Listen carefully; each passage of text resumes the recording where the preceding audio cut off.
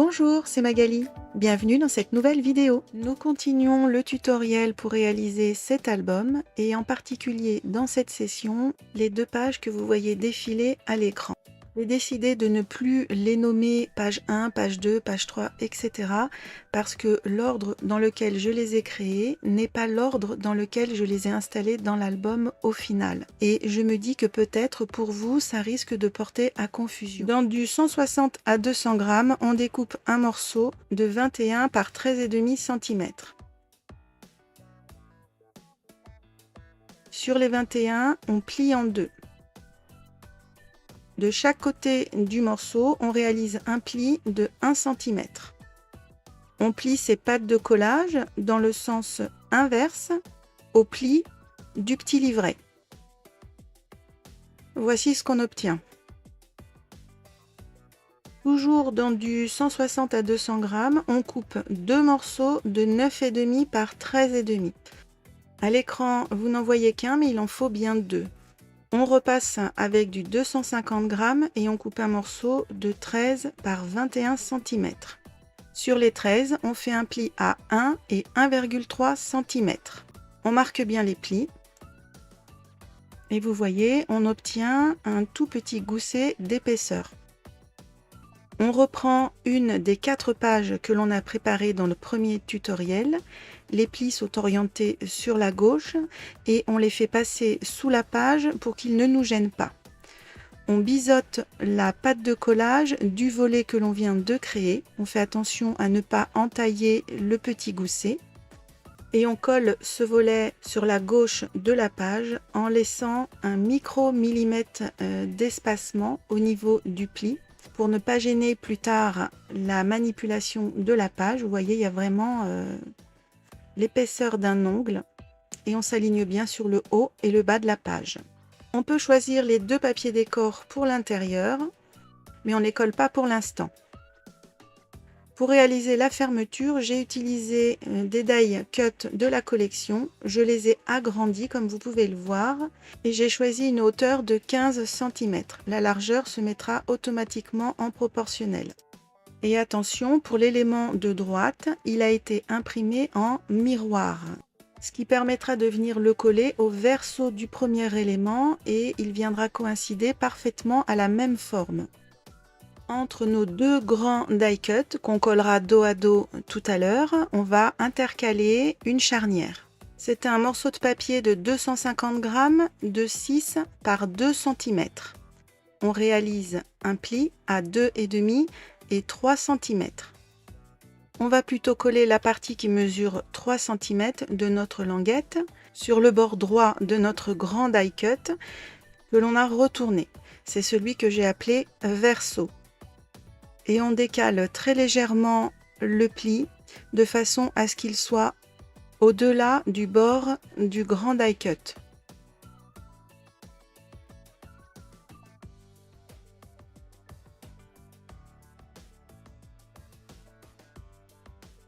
On colle le deuxième grand die par-dessus, bien raccord, et on prend donc la languette en sandwich.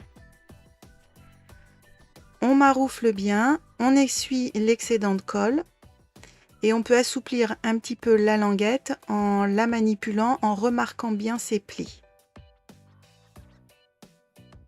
On revient sur notre page, on se positionne sur le fond avec le grand papier décor qui n'est pas encore collé. On le met bien en place. Et pour pouvoir poser notre charnière, on doit déterminer l'emplacement de notre pop-up en s'aidant d'un des emplacements simples que l'on a découpé précédemment. Il doit s'aligner à 14,5 cm du bord droit et on peut déterminer la hauteur que l'on souhaite. Moi, je vais le positionner plutôt ici, tout en maintenant bien les papiers plaqués sur la table. On va approcher notre système de fermeture, le faire chevaucher l'emplacement photo et on le fait dépasser un petit peu en haut et un petit peu en bas. On le glisse doucement vers la gauche de façon à ce que la languette de charnière soit bien positionnée sur le bord de la page et on reporte sur la page la largeur de cette languette. Ainsi, on sait parfaitement où il va falloir venir la positionner et la coller. Alors là, je vais redécaler les petits traits, les coups de crayon un peu plus loin et gommer ceux du bord de page de façon à ce qu'ils ne se voient plus par la suite. Une fois que tout est bon pour vous, il n'y a plus qu'à encoller les 2,5 cm de la languette sur le papier de fond, en suivant bien les tracés que l'on a fait. Idéalement, on décale d'un micro-millimètre la languette à l'extérieur du papier pour que le pli ne soit pas pris sur le papier. Voyez là, on le voit bien, le petit bourrelet est bien au-delà du papier, du bord du papier. On peut coller son papier de fond, on pense à ancrer les bords avant.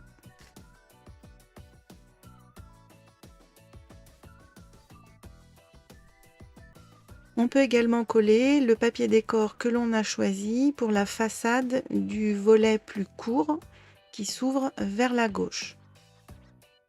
On revient sur notre page de fond pour installer une partie du pop-up. On peut s'aider de ces réglés pour se positionner à 14,5 cm du bord droit de la page. Moi, ça m'évite de faire des petits tracés. On reprend l'emplacement photo que l'on positionne raccord au niveau du grand die cut. On le fait glisser jusqu'au réglet de butée. On vérifie que le die cut le recouvre bien un petit peu en haut, un petit peu en bas. Et quand tout est bon, il suffit de reporter son côté gauche sur le papier de fond. On reprend son élément pop-up qui ressemble à un petit livret. On pense à ancrer tous les bords que l'on souhaite avant de coller. Moi, je ne l'ai pas fait, j'ai dû ancrer par la suite. Et on va venir aligner sa patte de collage droite sur le tracé que l'on vient de faire. Alors je réalise que je n'ai pas biseauté les petites pattes de collage, mais après coup, je pense que c'est pas forcément nécessaire. Si toutes les petites vérifications sont bonnes, on peut l'encoller. On peut ouvrir son livret, je vais continuer de l'appeler comme ça, ce sera plus facile pour bien aligner la patte de collage. Donc là, je revérifie encore qu'il est bien positionné, que le grand die cut le recouvre bien. Et quand tout est bon, on maroufle bien. On colle bien raccord avec ce qui est déjà en place, l'un des emplacements photos simples. Et on va le mettre très légèrement en deçà du pli de la patte de collage déjà en place. Parce que quand tout l'ensemble va se refermer, si on colle trop notre emplacement photo contre la patte de collage, le pli va gêner. On maroufle bien.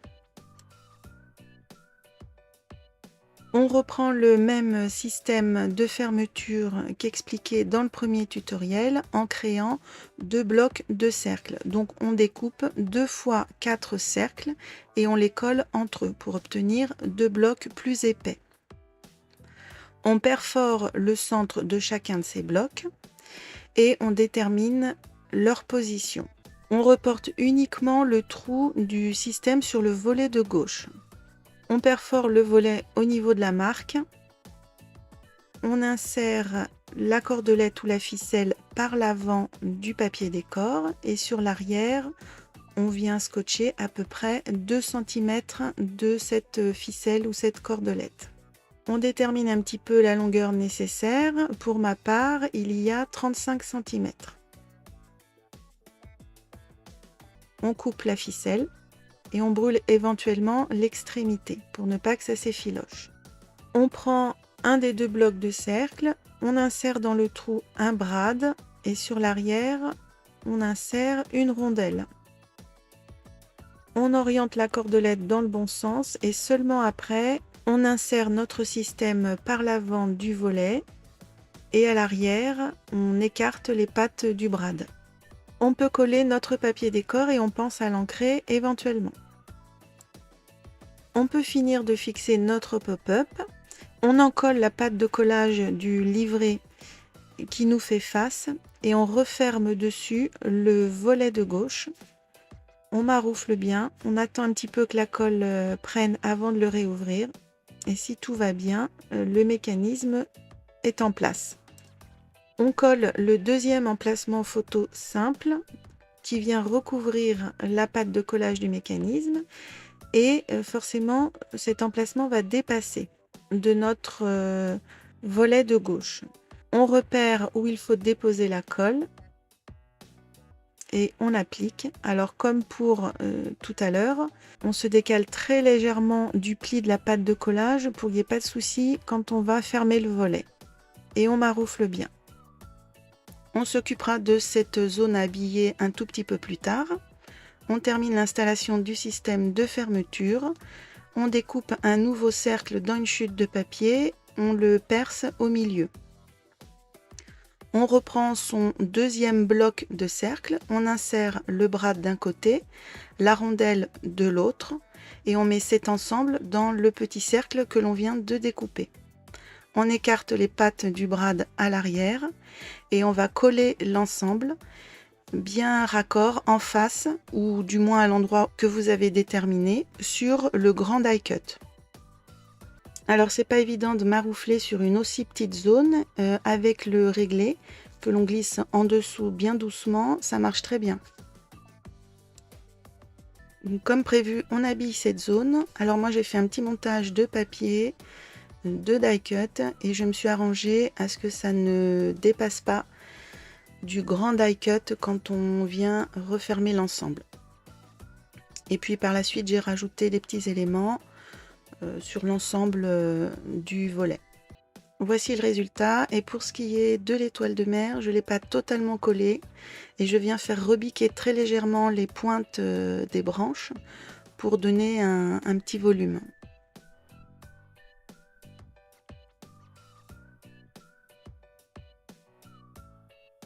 On passe sur le verso de cette page et on découpe dans du 160 à 200 grammes 4 morceaux de 9,5 sur 16,5 cm. On va réaliser une cascade.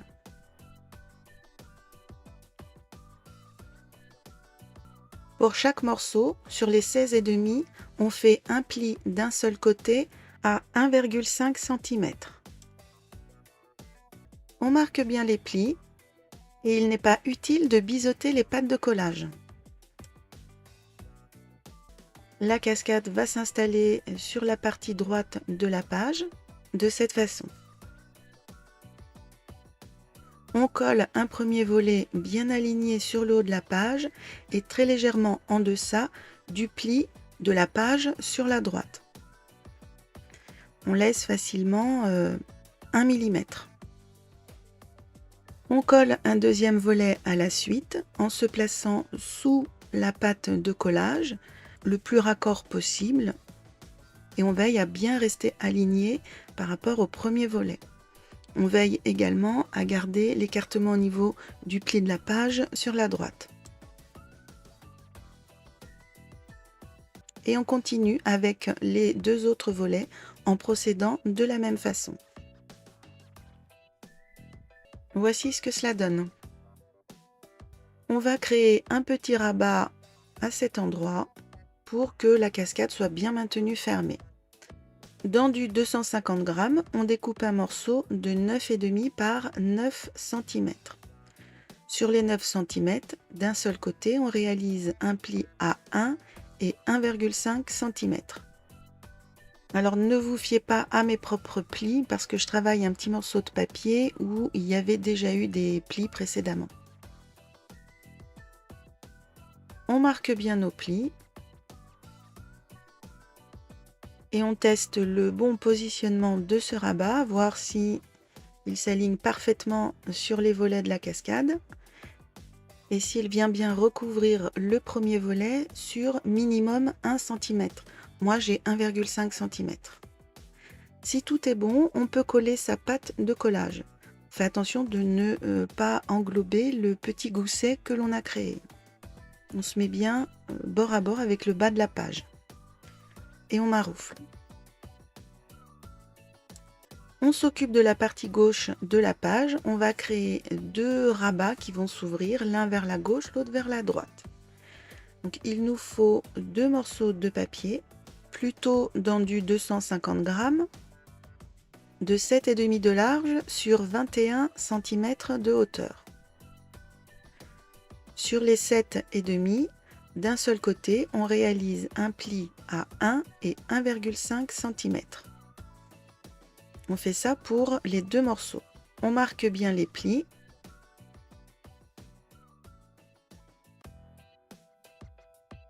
Et on teste que ces deux volets se chevauchent un petit peu. Donc là aussi, 1 cm suffit. Je crois même que j'ai un petit peu moins d'1 cm. On peut biseauter les pattes de collage et procéder au collage en se mettant bien bord à bord pour le volet de gauche sur le bord gauche de la page. Par contre, pour le volet de droite, on ne se colle pas trop à la cascade. Là aussi, on va laisser un micro-millimètre, histoire que tout s'articule bien et que les différents volets et rabats ne se gênent pas au niveau de la manipulation.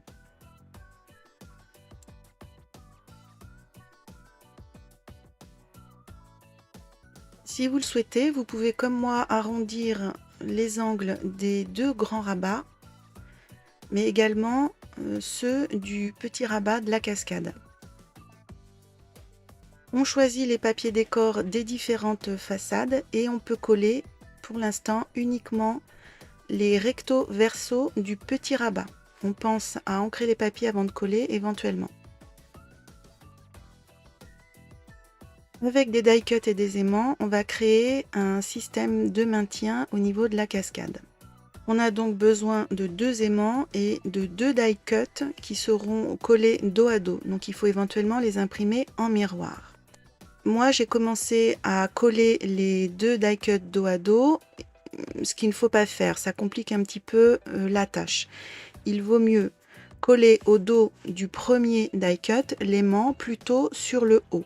Et ensuite, vous collez l'ensemble à cheval sur le rabat du bas. Et c'est seulement après que l'on vient coller au dos du die cut et de l'aimant le deuxième die cut miroir. Comme j'ai utilisé une étiquette, j'envisage de l'agrémenter avec des petits messages, voire même des die cut fleuris. Donc je vérifie au moment où je colle mon ensemble que mon étiquette va bien se positionner, que ce sera joli. On peut à présent transférer le deuxième aimant sur le volet de la cascade. On met un petit bout de scotch, le collant vers soi au niveau du premier aimant. On dépose le deuxième aimant dessus. On rabat l'ensemble sur le volet de la cascade. On appuie et l'aimant est transféré. On peut coller le papier décor du volet. On peut continuer ou finir la décoration de l'étiquette sur le devant. Pour l'instant, je vais mettre ces petits messages.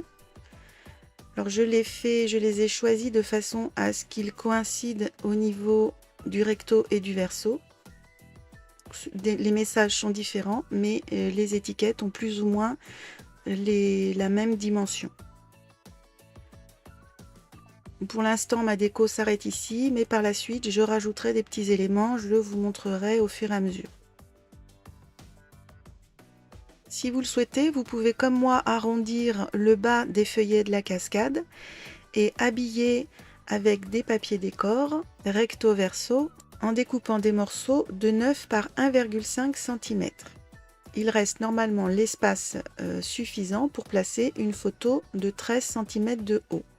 Par contre, pour le tout dernier morceau, dans le fond de la cascade, il est légèrement plus haut. Pour moi, il fait 1,7. Je vous conseille de vérifier vos propres dimensions et de faire les ajustements nécessaires. On peut également décorer les pattes de collage qu'il y a entre chaque volet de la cascade. Et là, ils sont un petit peu moins larges également. Ils font 1,2 cm, toujours sur 9 de long. Pensez à ancrer éventuellement vos papiers avant de les coller. Alors voici ce que cela donne, ça habille quand même bien l'ensemble. Si ce n'est pas déjà fait, on choisit également les papiers décor pour l'intérieur de la partie gauche. Je vais y mettre une petite pochette de la collection de Aude. On n'oublie pas d'ancrer ces papiers. Là aussi, on va faire un petit système de fermeture avec des aimants. J'ai utilisé les timbres de la collection de Aude que j'ai découpés avec des ciseaux crantés qui reproduisent les bordures des timbres. Donc l'étiquette est matée et j'ai refait le même découpage au niveau du matage. On commence par coller les deux papiers décor recto verso du rabat de droite.